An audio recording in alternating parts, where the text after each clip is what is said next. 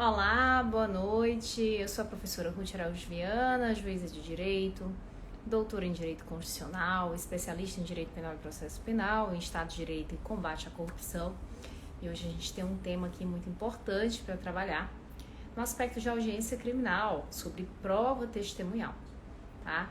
Aqui eu já vou lançar para todos vocês o roteiro do que nós iremos trabalhar dentro dessa live de hoje.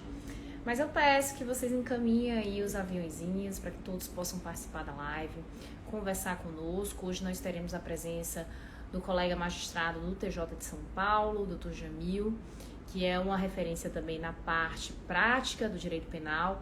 Ele tem um livro aí muito bacana de direito penal, parte geral e parte especial, do qual eu recebi ali, então eu fico muito feliz de ter recebido o primeiro exemplar da primeira edição. Hoje já tem mais de uma edição do livro, né? Um livro fantástico. Eu gosto de dizer que isso não é um livro, é um tijolo, né? Já fazendo propaganda do Jamil, que ele daqui a pouco vai estar entrando aqui conosco e apresentando aqui tudo que ele entende, toda a relevância que ele já carrega consigo em relação à sua atuação funcional, em relação a como ele também conduz as audiências criminais, tá certo? Então sejam todos muito bem-vindos. Renê aqui tá me devendo uma live, a gente tá se devendo uma live, né, Renê? Seja bem-vindo, faz tempo aí que não falo com você.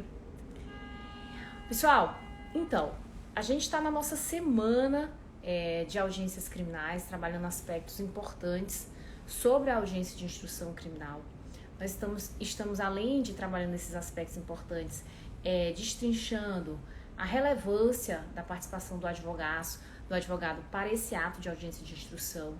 E, portanto, como é que ele pode aí aperfeiçoar a sua conduta nessa audiência de instrução, fazendo com que realmente ele se destaque, ele consiga se tornar uma referência dentro do processo criminal, a ponto de exercer, então, a defesa de uma forma que realmente consiga trazer para os autos os elementos necessários para a persuasão do juízo, tá bom? Então, sejam muito bem-vindos, encaminhem aí os aviõezinhos. João tá perguntando se vai ficar salvo. Eu gosto de dizer que sim, né? Sempre por mim fica salvo. Mas acontece que às vezes a gente tem aquelas circunstâncias de acontecer algum problema aqui no Instagram e não ficar salvo. Então, assim, eu peço que quem puder assista agora, né? Eu tento sempre deixar salvo e quando não fica aqui, por algum motivo eu não consigo pelo Instagram, eu tento carregar o vídeo para lançar lá no meu canal do YouTube também. Peço que vocês conheçam, né? A doutora já tá falando aqui, doutora Yuli Oliveira, eu acredito, MP pode fazer leitura integral, por favor, MP pode fazer leitura integral da denúncia antes de ouvir as testemunhas. Pessoal, não existe nenhuma objeção à leitura da denúncia, da peça acusatória para todos, né, porque é uma informação sobre os fatos, aquilo que o Ministério Público está acusando o réu, então não tem problema nenhum da leitura, né, acredito que até alguns magistrados devem fazer essa leitura independente do MP, já na abertura da audiência, para que se fique esclarecido do que se trata o processo. Essa elucidação pode contribuir não só para a construção probatória do MP, mas também muitas vezes para a defesa, que a testemunha, ela às vezes aparece na audiência e não sabe do que se trata aquela audiência, né? Então é muito importante o conhecimento dos fatos para todos aqueles que irão tentar elucidar, trazer elementos de prova para fins da coleta probatória e também para fins de persuasão do juízo, tá bom?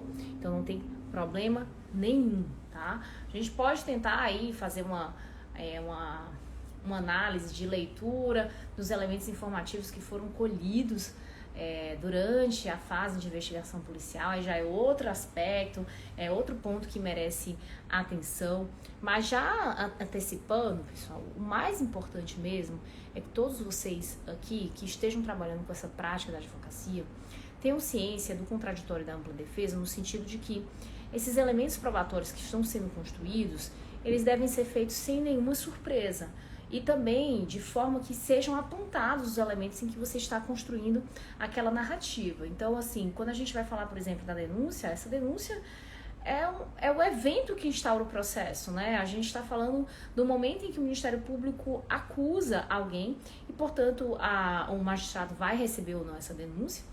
E é necessário que se trate dos fatos. Não tem como a gente falar em devido processo legal sem que se exista conhecimento pleno dos fatos, tá? Então, isso é importante não só para a acusação, mas para a defesa também.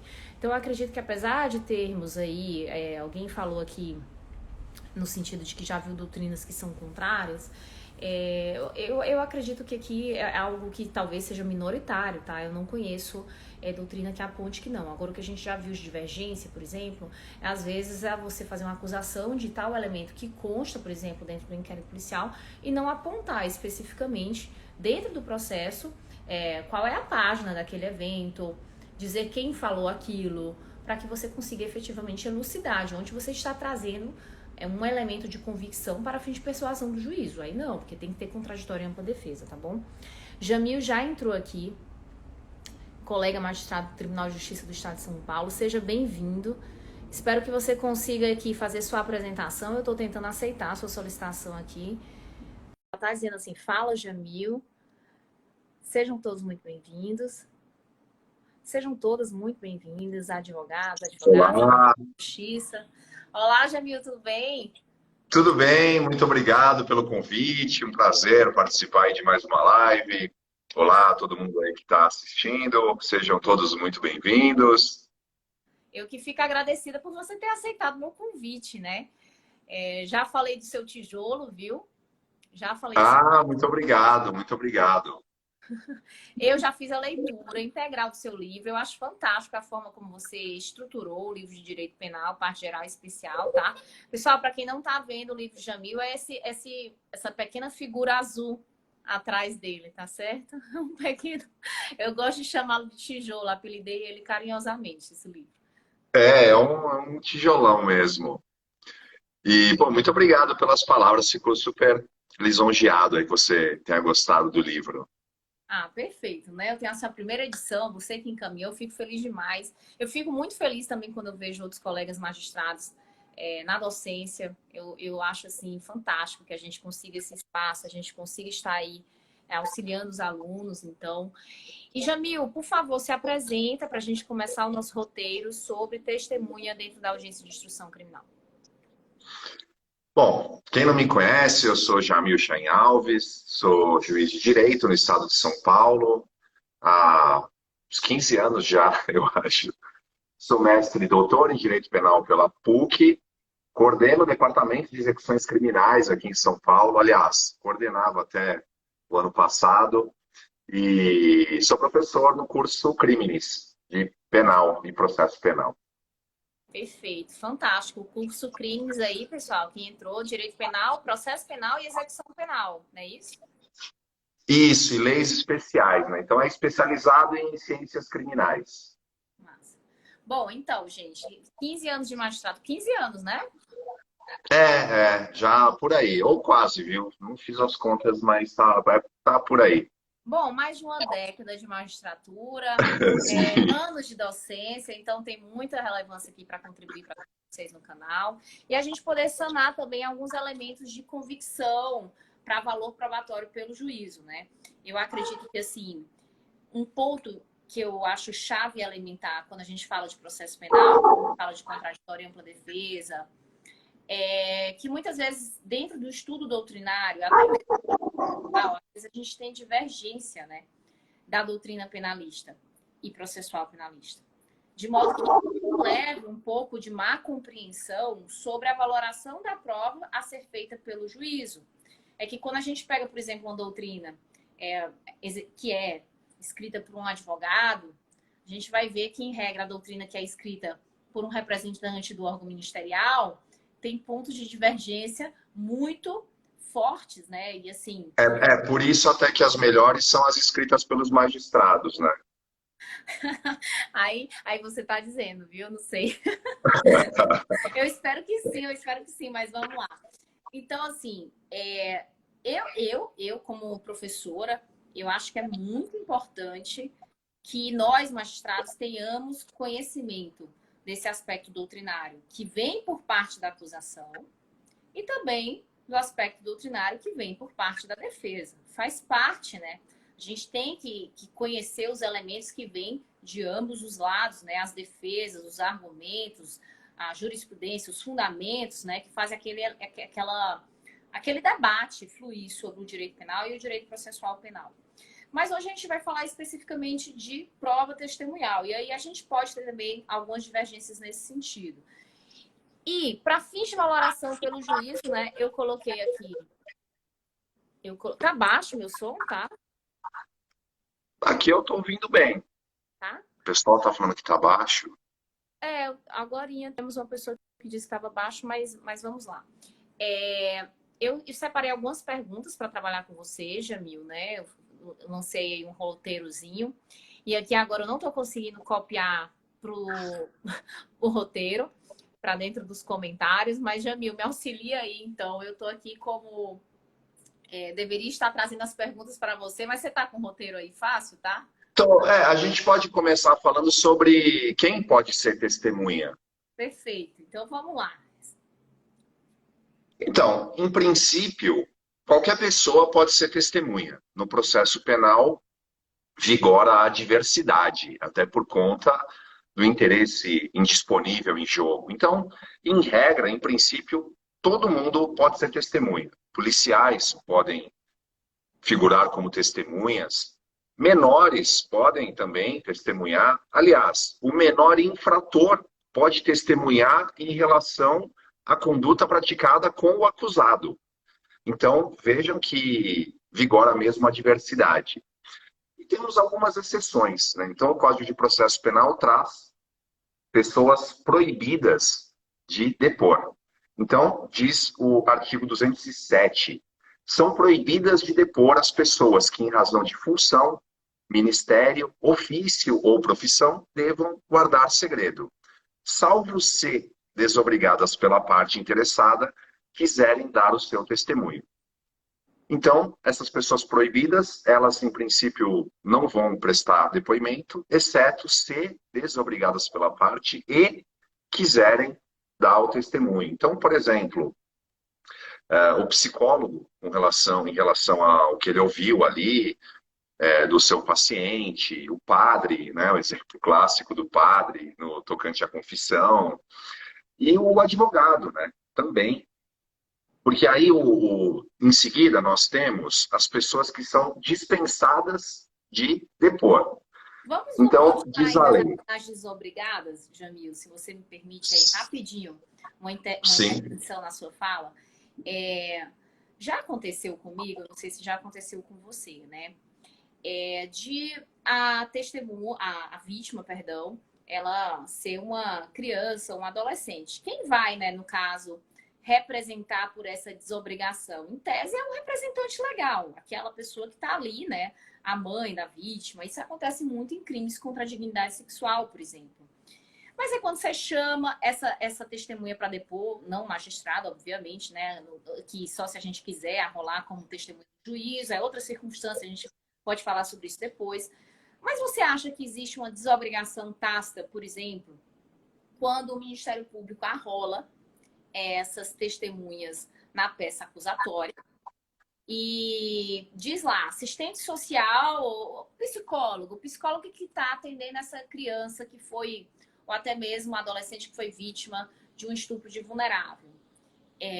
Você acredita que é suficiente o Ministério Público arrolar e aquela mãe estar presente na audiência de instrução e não se manifestar em razão da impossibilidade? Como é que você acha que também pode ser sanado isso durante a audiência de instrução? Eu acho que a anuência é pelo, como você disse, né? Pelo representante legal. Então, no caso de um menor, é bem comum isso, né? Audiência de crimes, estupro de vulnerável, por exemplo. Então, a gente ouve. Normalmente é ouvido a mãe da criança e depois a criança, né? As duas vão ser ouvidas. Então, você ouve justamente primeiro a mãe sem a criança na sala. É assim que se faz na prática, né? Já que uma não pode ouvir o depoimento da outra. E como a mãe da criança tem que estar na sala quando a criança está sendo ouvida, então primeiro a gente ouve a mãe sem a criança na sala. E depois a criança vem para prestar o seu depoimento, e aí a mãe fica na sala ouvindo, mas aí ela fica quieta ali, não se manifesta mais. Normalmente é assim que é feito. Eu digo assim, porque às vezes a gente tem hoje em dia até um depoimento especial, né? Dessas crianças, elas podem ser ouvidas antes, até mesmo pelo psicólogo, de uma forma totalmente preparada, para que a gente tenha um depoimento sem dano. Mas o que é que eu sinto, né? Às vezes os psicólogos, até mesmo os psiquiatras, às vezes eles questionam, posso, mas eu posso prestar esse depoimento? Eles têm dúvida, sabe? Eu não sei se isso já aconteceu com você, mas eles têm dúvidas sobre a possibilidade deles prestarem o depoimento, porque eles acreditam que eles não podem, pelo dever de sigilo, porque quando eles fazem a formação deles, eles têm essa compreensão de que o dever de sigilo é quase que absoluto. Então, não é simplesmente porque eles vão prestar o depoimento. E aí, essa desobrigação, o próprio Código de Processo Penal, assim como você bem falou, né? Ele informa que poderá ser feita a desobrigação desde que a parte interessada diga que, ok, pode falar. Agora, isso é um pouco mais sensível quando é uma criança, quando é um adolescente. Às vezes, quando aquela criança ou adolescente não tem um representante, imagina só, uma mãe que está lá respondendo como uma possível partícipe ou coautora de um crime de estupro de vulnerável em relação ao agressor que foi o padrasto da criança. Então, isso já aconteceu comigo. Eu não sei se você já teve essa experiência, né? Mas o Ministério Público, ele pode agir como uma pessoa na parte ativa, de acordo, assim, com o seu entendimento, né? Com a sua prática. Lógico que a gente não tem uma resposta muito clara sobre isso na doutrina e nem na jurisprudência, viu? Aqui, na sua percepção, como julgador, seria possível essa desobrigação? Por parte de quem? Do Ministério Público? Vamos supor que a gente não tem mãe e pai para essa criança e a mãe, ela é uma ré aí no processo. É que normalmente vai ter algum representante legal ali, alguma pessoa, Ou um né, tio, e olhe lá, né? Eu já responsável. peguei casos que não tinha, não. Foi difícil, viu? Não Mas tinha? não, às vezes você tem o quê? Um representante do conselho tutelar? Essa criança está abrigada, acolhimento institucional. E ela não tem um Sim. familiar próximo, sabe? É uma Mas situação bem difícil mesmo, excepcional, sabe? eu acho que essa pessoa, seja ela quem for, vai ter algum representante ali. Essa pessoa é que vai dar a anuência. Perfeito. Então, pronto. Quanto à desobrigação, a gente tem alguns profissionais que são obrigados por lei. Aí, o doutor Jamil falou muito bem: psicólogos, médicos, psiquiatras. A gente tem também a questão do assistente social. A gente tem também advogados que são obrigados a manter o sigilo. Não só previsto, né? Aqui a gente tem o Estatuto da OAB, que prevê o Código de Ética também em relação aos advogados. E aí, ele já enunciou que o Código de Processo Penal fala que elas não são obrigadas a depor, né? E em relação também a outro caso que você ia falar, quando não presta o compromisso. Isso, é. Então, esse primeiro grupo são as proibidas de depor, né? Salvo nessas exceções. Aí o código trata, então, das que podem se recusar a depor, no artigo 206, dizendo, portanto, a testemunha não poderá eximir-se da obrigação de depor. Poderão, entretanto, recusar-se a fazê-lo o ascendente, o descendente, o afim em linha reta, o cônjuge, irmão, pai, mãe, o filho adotivo do acusado, salvo quando não for possível, por outro modo, obter-se ou integrar-se à prova do fato e de suas circunstâncias. Na prática, é o que muitas vezes acaba acontecendo, né? Acaba sempre enquadrando nessa exceção aí do salvo quando não for possível, por outro modo, obter-se ou entregar ou integrar-se à prova do fato e de suas circunstâncias. E então, são hipóteses em que a pessoa é ouvida, mas não é tomado o compromisso de dizer a verdade. E a gente tem mais exceções ainda, só para deixar o mais completinho possível. A Constituição diz, no artigo 53, parágrafo 6º, que deputados e senadores não são obrigados a testemunhar sobre informações recebidas ou prestadas em razão do exercício do mandato, nem sobre as pessoas que lhes confiaram, onde eles receberam informações. E ainda, como você havia mencionado, tem o Estatuto da OAB, que estabelece que é direito do advogado recusar-se a depor como testemunha em processo no qual funcionou ou deva funcionar, ou sobre fato relacionado com pessoa de quem seja ou foi advogado, mesmo quando autorizado ou solicitado pelo constituinte, bem como sobre fato que constitua sigilo profissional.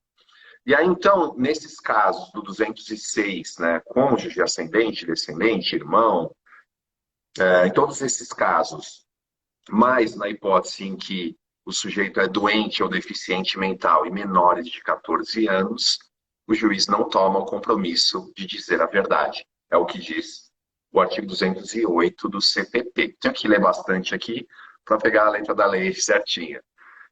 Então, nesses casos, a pessoa vai depor, né, como informante e não como testemunha propriamente dita, porque não é tomado o compromisso de dizer a verdade. Perfeito. Na E prática, ainda, isso significa o quê? Não pegar o e aí, dinheiro? e só mais uma hipótese que eu lembrei agora, assim, só Ai, para também a pessoa não é obrigada, isso não está na lei, né, assim expressamente, mas a pessoa também não é obrigada a se auto-incriminar, o nemo tenetur sede tegere, então ela não é obrigada a depor sobre fatos que possam levar à autoincriminação.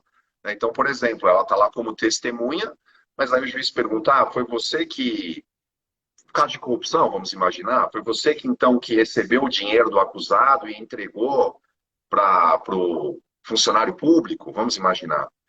Se ela disser que sim, ela está assumindo a parte dela no crime. Então, ela não é obrigada a depor. Nesse caso, ela pode calar ou até mentir, falar, não fui eu. Não vai ser processada por falso testemunho, por conta do nemo tenetur sede tegere. Ela não é obrigada a produzir provas contra si própria. Mas aí você dizia qual a consequência, né, Qual de a não tomar o consequência? compromisso. De não tomar o compromisso, né? Isso. Gente, na prática, né, só para que vocês possam visualizar, os magistrados, assim que há a entrada dessas testemunhas, a gente vai fazer a qualificação, perguntar quem é a pessoa, onde é que ela mora, o nome dela completo, fazer a identificação. E em seguida a gente vai fazer aquela pergunta, né? Olha, você conhece o réu? Possui alguma relação de parentesco com o mesmo que o impeça de dizer a verdade? Ou alguma circunstância em relação a esses autos também que impeça de dizer a verdade? Se a pessoa disser que não, a gente vai lá e também, se não for o caso aí já do que foi descrito pelo Jamil, a gente vai deferir o compromisso de dizer a verdade sobre tudo que souber e for perguntado. A pessoa não pode sequer ficar calada, né? Aí qual é a consequência prática disso, de você deferir ou não o compromisso? Bom, a consequência. Temos duas, né, podemos dizer. Quando é deferido o compromisso de dizer a verdade, nos casos em que a pessoa tem o dever de dizer a verdade e ela não o faz, ela responde por falso testemunho. Tem um crime. Então, essa é a primeira consequência. E nos casos em que não é tomado o compromisso, cônjuge, ascendente e tal, se ela mentir, não vai responder por falso testemunho. Então, essa é a primeira consequência. A segunda consequência é a respeito da prova em si. Né? A prova testemunhal, como toda prova, tem um valor relativo. Só que, quando não é tomado o compromisso de dizer a verdade, isso significa que aquela testemunha, o juiz já está dizendo, já está reconhecendo que o testemunho dela não é tão crível assim, tão digno de fé, digamos assim. Então, ele vai dar um peso ainda menor do que ele daria, né? Um peso menor do que ele daria para uma testemunha a qual, né, uma testemunha normal, que foi compromissada. Então, claro, não há um critério matemático. Uma vale peso 1, a outra vale peso meio. Não existe isso. Porque o juiz sempre vai olhar o conjunto probatório. Mas, ao analisar o conjunto probatório, aquelas testemunhas, né, aquelas pessoas que foram ouvidas como informantes, elas terão um peso menor. Então, policiais vão e, em uníssono, afirmam que o réu foi surpreendido em atividade típica de tráfico de drogas. Pessoas se aproximavam, entregavam algo, ele ia numa moita ali perto, pegava algo e entregava. E a mãe do réu vem e fala que ela estava lá observando e nada disso aconteceu. O filho estava simplesmente caminhando. Ao analisar o conjunto probatório, o juiz provavelmente, num caso como esse que eu dei, dará um peso ínfimo a essas declarações da mãe e condenará o acusado. Então, essa é a importância, né, do compromisso. Então, como juiz, eu tento até evitar as contraditas, né? Contradita é a oportunidade que a parte tem de impugnar o testemunho, de explicitar para o juiz que aquela pessoa ela deve ser ouvida como um informante, porque ela não é, o depoimento dela não é digno de fé. Ou até mesmo demonstrar que ela é proibida de depor também. Então eu procuro, não sei se você faz isso, mas pela praxe, pela prática, assim, eu já procuro eu próprio fazer todas as perguntas. Ah, você é parente, você tem amizade e tal. Se ela fala que sim, ela entra em alguma hipótese, eu mesmo já falo. Então passarei a ouvi-la como informante. Então, Mas eu dou a palavra para o Ministério Público e dou a palavra também para para saber, sabe, Jamil, o que é que eles acham da questão do valor probatório. Porque, assim, como é que eu vejo a questão da. Gente, só para deixar claro também, o valor probatório para testemunha compromissada, em tese, tem que ser analisado de uma forma com um maior valor do que a testemunha não compromissada, em razão de que no momento que aquela pessoa faz o compromisso, ela está aceitando um ônus sobre o depoimento dela, né? Que é o ônus de responder por um processo criminal. E também, quando a gente fala na questão do não compromisso, a gente tem a perspectiva também do legislador, que já previu que existem algumas hipóteses que fazem com que aquela testemunha já tenha um viés comprometido, né? Então, quando você fala assim, na mãe do réu, no filho do réu. Mas, assim, vamos lá. Isso não significa que o julgador vai desconsiderar, assim como o Jamil falou, aquela testemunha, aquele depoimento que foi prestado por um informante, a mercê de um depoimento que foi prestado por uma testemunha, se ele achar que no cotejo probatório aquele depoimento do informante faz sentido e está sustentado pela prova dos autos. Então, assim, eu sempre tento não me antecipar de forma nenhuma. Eu deixo bem as partes livres no sentido de quererem impor a contradita ou não colocar a contradita, porque às vezes, né, essas partes têm até mesmo mais conhecimento sobre os elementos que aquela testemunha vai trazer para os autos ou aquele informante do que eu. Porque a gente não tem, né? A gente não teve um contato prévio com ninguém, a gente não sabe de nada disso, salvo aquilo que está no inquérito policial. Então, eu tenho essa questão, mas assim, não há nenhum impedimento também quanto ao que Jamil falou.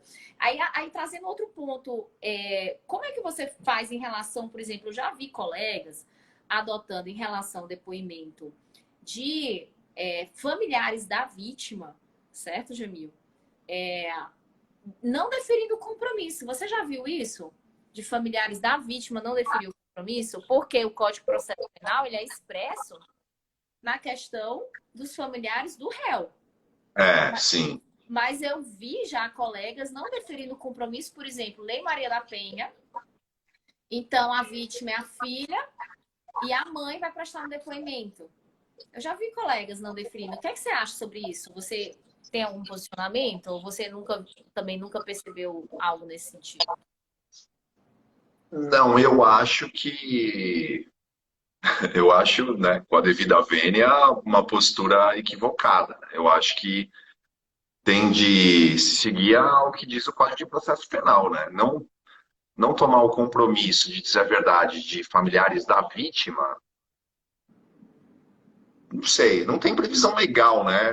Podemos considerar o rol exemplificativo e dar essa interpretação, mas Não, era só uma curiosidade minha, mas assim, eu fiz a pergunta porque recentemente estou ministrando um curso para magistrados, né, de Lei Maria da Penha, vi colegas se posicionando dessa maneira. E aí eu fiquei, poxa, eu não tinha conhecimento disso, mas estou tendo agora. Então, assim, é interessante também, porque nesse momento do diálogo, do debate, do ensino, até mesmo entre os nossos pares, né, que a gente também vai aprendendo sobre como há a possibilidade de se posicionar de maneira diversa. Aí eles falaram na jurisprudência, mas agora não me recordo, né? Mas o objetivo seria o quê? Dar um peso menor para essa prova? Então, aí é que tá, porque a gente só vai saber efetivamente qual foi o peso que foi dado para a prova a partir da sentença, né? Porque eu penso assim, né? A outra consequência é o falso testemunho. Então você não toma o compromisso dos parentes do réu, Porque é aceitável que eles estão lá, eles possam mentir, porque eles querem ajudar. Ou a mãe quer ajudar o filho quer ajudar o pai, né, no caso do pai acusado. Então ele pode mentir, ele não vai responder por falso testemunho. Agora, ao não tomar o compromisso dos parentes da vítima, você está, então, permitindo, entre aspas, né, não está retirando a possibilidade de falso testemunho de pessoas que então podem ir lá e imputar falsamente, incriminar falsamente o acusado. Eu acho que não, essas pessoas têm que dizer a verdade. É algo do tipo, olha, se você mentir aqui, se você falar que ele fez alguma coisa que ele não fez, quem vai ser processado é você. Agora, se eu não tomo compromisso, tudo bem, pode então, pode mentir, pode falar que foi ele que fez, aumentar, né? Não, É, eu ainda não consegui consolidar um raciocínio sobre isso, confesso, viu? Eu fiz a pergunta para você, mas eu ainda eu estou. entendo assim, né? Eu acho que essa é a razão do CPP só falar dos familiares do acusado. Porque tem esses dois lados, né? Então, alguém, de repente, a defesa está ouvindo e fala, não, mas é bom não tomar o compromisso dos parentes da vítima. Depende, você não toma o compromisso, significa que o peso da prova é menor. Mas, por outro lado, não vão responder por falso testemunho, né?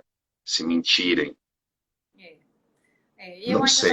eu não formei minha convicção no aspecto de docência, né? Na prática, eu ainda aplico a literalidade do CPP. O CPP fala somente dos parentes do réu, então eu sigo o que está descrito dentro do É, eu processo também. penal. Eu também. Não mudaria esse meu raciocínio assim com base em algo que eu acredito que ainda não está muito pacífico, bem sedimentado, salvo se acontecesse alguma circunstância dentro do processo que me fizesse crer, dentro dali do início já da apuração, que aquela testemunha não merecesse esse acolhimento na condição de testemunha, e sim de declarante, informante, porque, sei lá, às vezes a defesa consegue trazer elementos probatórios que indiquem que aquela pessoa já está com a intenção de prestar um depoimento completamente viciado, ou pendente para um lado ou para o outro, aí até aí tudo bem, Sim. né? Aí eu posso até rever, porque é uma situação atípica, mas na prática eu sigo a literalidade do CPP. Mas prosseguindo com nossa live, então, a gente abordou quem pode prestar o depoimento como testemunha, a contradita e o que mais, né? Uma questão que a gente não falou especificamente é como funciona a contradita, né? Como ocorre. Perfeito. Então, o momento de fazer a contradita, ou seja, de querer explicitar ao juiz que a testemunha não é digna de fé, não deve ser compromissada, é no início, né? No início, aquele momento em que o juiz está lá perguntando qual o seu nome, está perguntando questões de qualificação, é ali que você vai falar, pela ordem, excelência, eu quero contraditar a testemunha. E aí, você, como advogado, sugiro, né? O ideal é que faça o dever de casa para saber se a pessoa realmente tem algum vínculo de parentesco, de amizade, porque a contradita, o ideal é que você já vá com provas disso, né? Então você pode provar documentalmente. Então você imprime lá rede social, viajou junto no Natal, foi padrinho de casamento, já leva essa prova e pode prova testemunhal também. Você pode levar testemunhas para provar a contradita, testemunhas especificamente para demonstrar aquela relação lá que você está querendo dizer, né? Porque aquela testemunha não é digna de fé, porque aquela pessoa deve ser ouvida como informante. O que é comum, mas eu acho que não é o ideal, né? Eu já vi muito isso. O advogado, ele não sabe, na verdade, se a pessoa deve ou não ser ouvida. E ele vai tentar pescar isso ao longo do depoimento ou até na hora da contradita mesmo. Ele começa a fazer perguntas e fica claro que ele não sabe. Ele está jogando ali para ver se é ou não. Se você, né, o ideal é você chegar já municiado aí de provas a respeito disso. E aí nós temos uma coisa interessante também, que é a chamada contradita a posteriori. Então, se, por exemplo, no início do depoimento não havia nenhum elemento para contradita, mas ao longo do depoimento a pessoa fala alguma coisa que evidencia que que ela deve ser ouvida como informante, né, você pode arguir a contradita a posteriori, dizendo, olha, é um fato superveniente, ela própria está dizendo tal coisa, então eu gostaria agora, então, que fosse reconhecido que o depoimento dela não é digno de fé, que ela é parcial, que ela é suspeita e, portanto, ela fosse ouvida como informante. Isso é possível até depois da audiência, né? Você como advogado, você... Vamos imaginar, acabou a audiência e a pessoa fez postagens lá que demonstram que havia alguma situação de não tomar o compromisso. Você pode trazer isso em memoriais, né? Supondo que o juiz não tenha feito debates orais. Eu acho que a Se gente já houve. viu uma revisão desse tipo num processo trabalhista, foi até amplamente divulgado aí, teve uma repercussão midiática sobre um caso, uma testemunha que era amiga. Ah, sim, Você sim. viu esse caso aí? É. Foi ela ganhou a causa e fez uma dancinha no TikTok Foi uma com besteira, as assim, que eu não me recordo testemunhas. muito bem. Mas com certeza, eu acho até que assim, a contradita, antes mesmo, ela é prevista no Código de Processo Penal para ser feita antes do depoimento em si. Isso, Tá? Então a isso. gente segue essa prática. Mas eu acredito, sabe, que a gente às vezes não tem como ter certeza se a pessoa deve ser contraditada ou não antes do depoimento. Às vezes o depoimento vai lá carregado de informações relevantes para o processo, que tem a ver com os fatos, e você vê que ali, genuinamente, aquela pessoa, não porque você analisa aquilo de forma olhando para a cara da pessoa, mas com base nos elementos de construção probatória que foram carreados dentro dos autos também. Então, é possível esse caso aí, que Jamil explicitou, da contradita posteriori, né? A gente às vezes não sabia e vai descobrir dentro do depoimento que existia algo que viciava o depoimento testemunhal, tá? Então, muito bacana isso que você falou. Em relação à contradita, tem algo mais, Jamil? Não. Outra questão era se o juiz pode fazer perguntas à testemunha. Vamos lá. E, bom, é amplamente majoritário que sim, né? Está expresso no Código de Processo Penal que o juiz pode fazer perguntas à testemunha para complementar a inquirição feita pelas partes. Então, a ideia é que em um sistema acusatório é que o juiz não assuma o protagonismo na produção da prova. Então, primeiro as partes devem perguntar, né? Isso que diz, inclusive, o CPP. Então, se é uma testemunha da acusação, arrolada pela acusação, a acusação faz as perguntas, depois a defesa, e finalmente o juiz pode complementar com as perguntas que ele achar pertinentes para esclarecer pontos, né, que ele acha que ficaram nebulosos. E se for da defesa, a defesa pergunta, a acusação e depois o juiz também pode perguntar. Existe doutrina, mas é a posição minoritária, né, no sentido de que o juiz não poderia fazer perguntas por conta do sistema acusatório e que a gestão das provas é exclusiva das partes. Então o juiz ficaria mudo. Terminou, se ele ficou com alguma dúvida, isso se resolve a favor do acusado. Então, o promotor não fez alguma pergunta, alguma dúvida, ele absolve.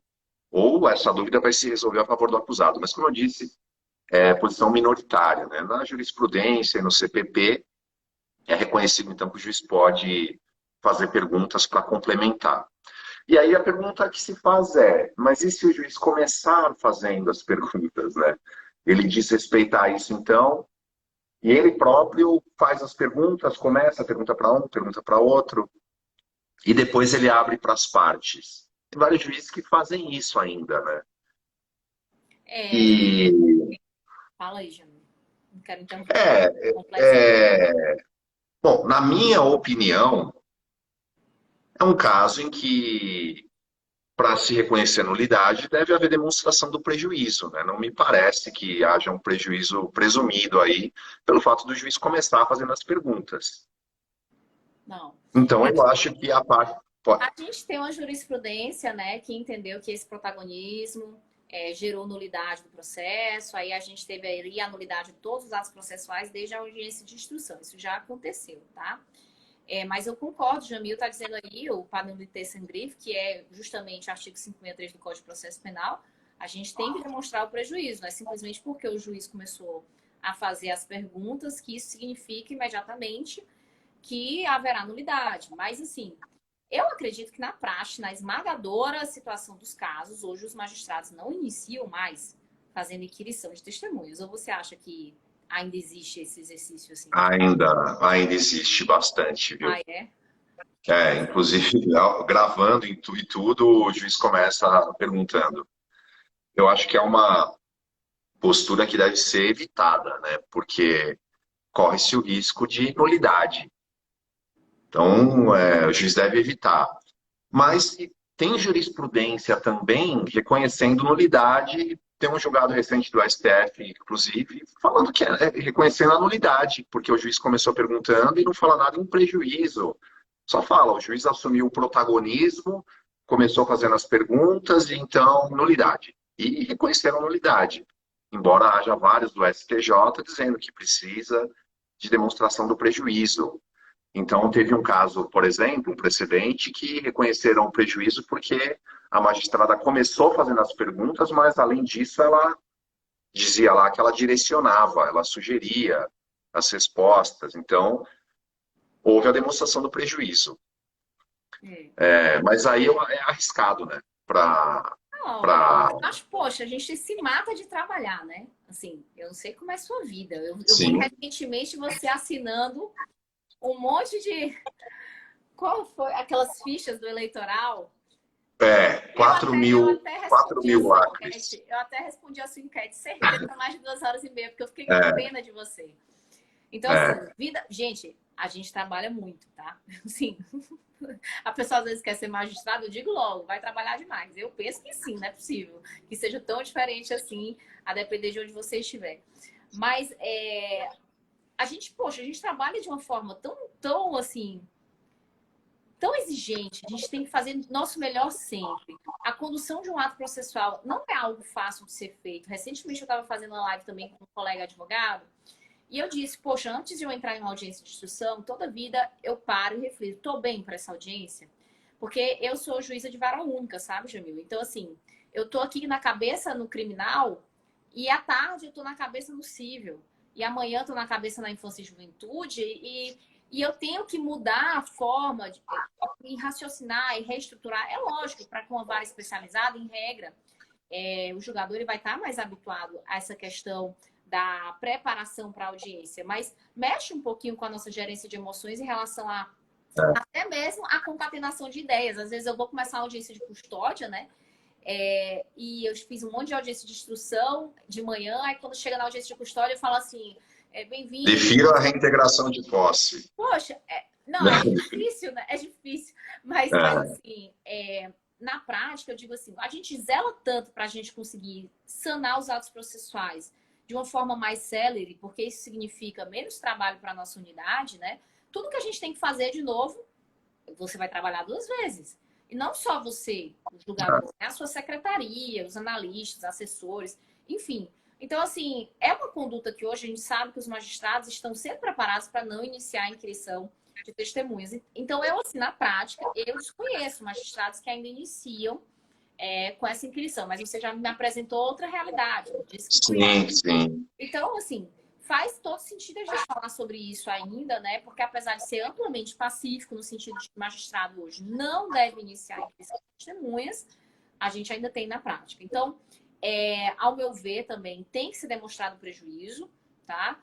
Mas ainda assim, realmente é uma questão que eu acredito que o magistrado ele deve se abster de fazer, em razão de que o protagonismo processual em relação à coleta de provas pertence às partes, e não ao julgador. O julgador é complementar, tá? Mas aí tem uma pergunta aqui que eu acredito que você respondeu e eu vou responder novamente, né? Houve uma pergunta no seguinte sentido: o julgador pode fazer a pergunta ao final para a testemunha?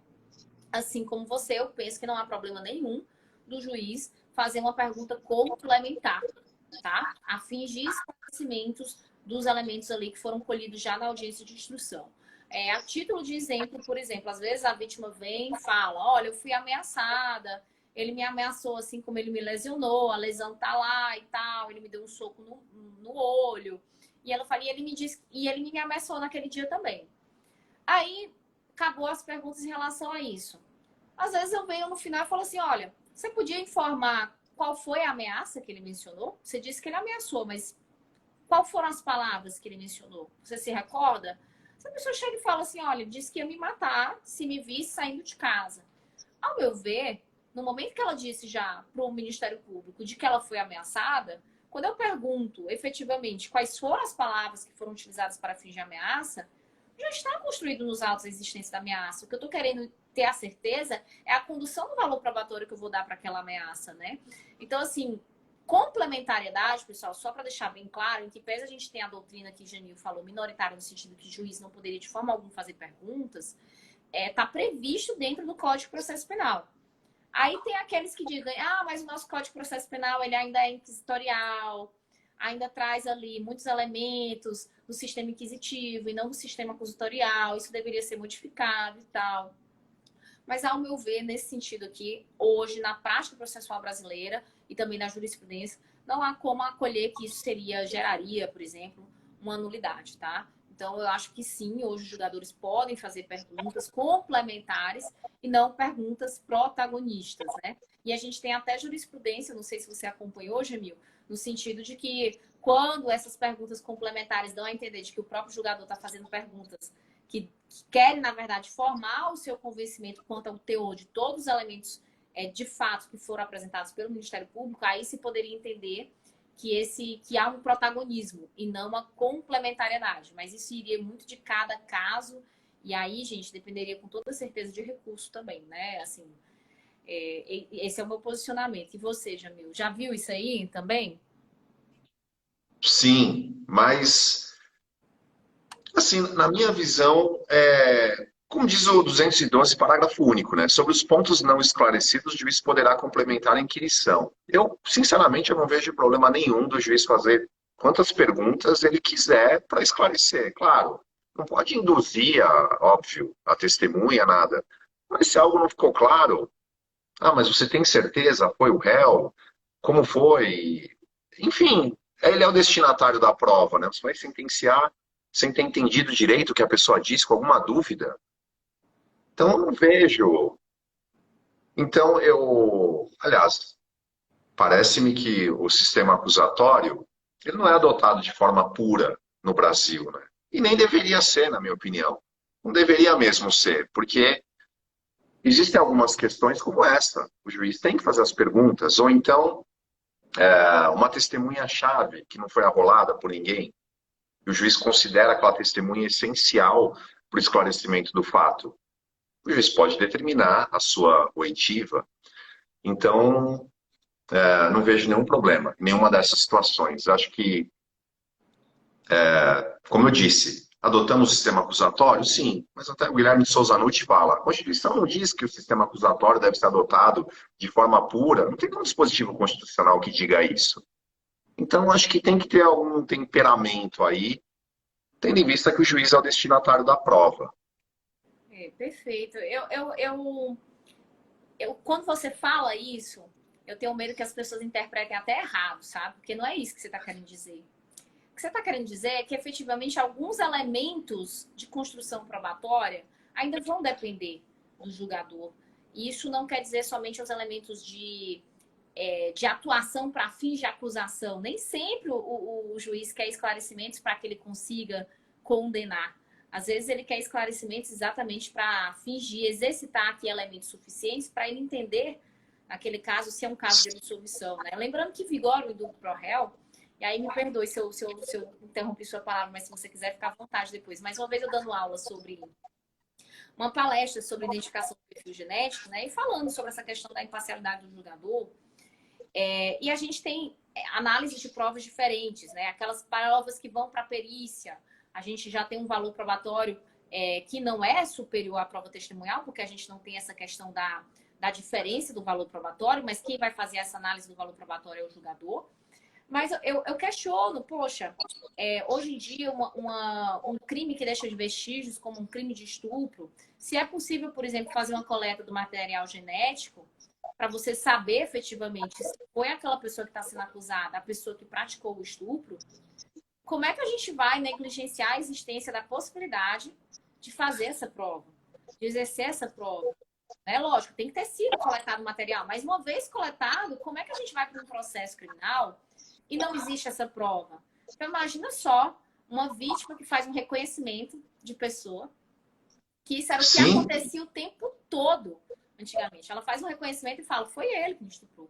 E a gente sabe que aquela vítima está impregnada de elementos, assim, de convicção. Ela acredita que aquilo é realmente real, ela acredita que aquela pessoa, a pessoa realmente que praticou o crime contra ela. Inclusive, a gente teve uma aula recente agora com a professora Augusta sobre falsas memórias. E aí ela imputa aquela pessoa, ela passa por toda a questão da identificação, reconhecimento de pessoa, ok. Sendo que a prova que vai conseguir identificar efetivamente na nossa perícia, né, de uma forma mais elementar, de uma forma mais científica, é a perícia sobre a identificação do perfil genético do agressor. Então, assim, você ignorar a possibilidade dessa prova, o que é que acontece? O que é que o Ministério Público tem? Ele tem o reconhecimento da pessoa, a vítima vai lá em audiência de instrução, diz de novo que efetivamente fez o reconhecimento de pessoa e tá ok. Então, fica aquele peso. E o réu diz, não, não fui eu. Como julgador, né? Será que a gente vai deixar no final uma audiência de instrução e não vai, se tivesse sido feito requerimento e não tivesse juntado o laudo pericial, a gente não vai chegar no final e dizer assim, junte-se o laudo pericial, se nem a defesa nem a acusação pediu? Eu acho também que seria um pouco sim. temerário, né? Claro, e vamos imaginar esse cenário e a vítima afirmou categoricamente que foi o réu.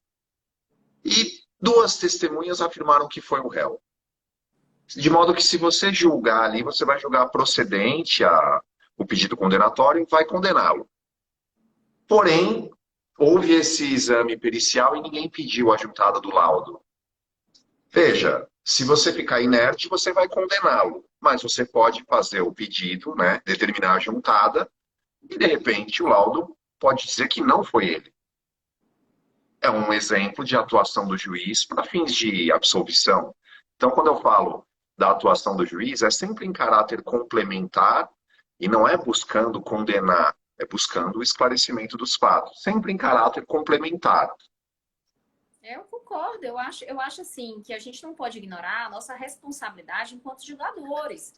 Né? A gente sabe que o princípio da busca da verdade real dentro do processo penal assim, ela também é um pouco de mito. A gente já estuda que essa questão é limitada, né? Que a gente nunca vai ter a verdade. Afinal, se trata de uma situação histórica que aconteceu no passado e que a gente vai acolher dentro do processo no futuro.